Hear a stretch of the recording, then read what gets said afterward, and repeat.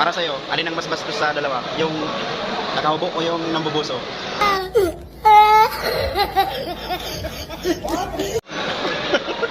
Sino mo mas bastos? Yung nakahubo o yung nambubuso?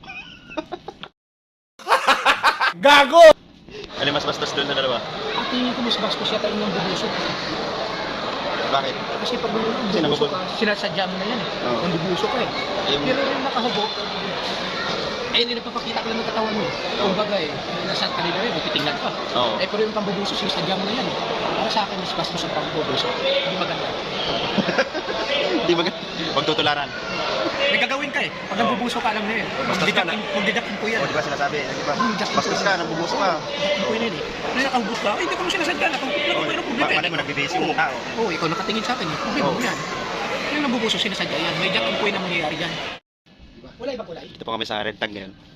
Hanap ng kung ano-ano. Mahaba rin siya? Mahaba rin? Ito? Ito si Paring Leo. May tatanong ako dito. Pre, para sa'yo, dun sa dalawang tao, sino mo mas bastos? Yung nakahubo o yung nambubuso? Bastos yung namboboso. Kasi Kasi nambubuso siya eh. pera na lang kung yung nakaboy nagkubong sadya. Di ba pakita ng motibo? Ganun. Oo, yun. Pero kung hindi naman sadyang nakakubo, mas bastos yung namboboso.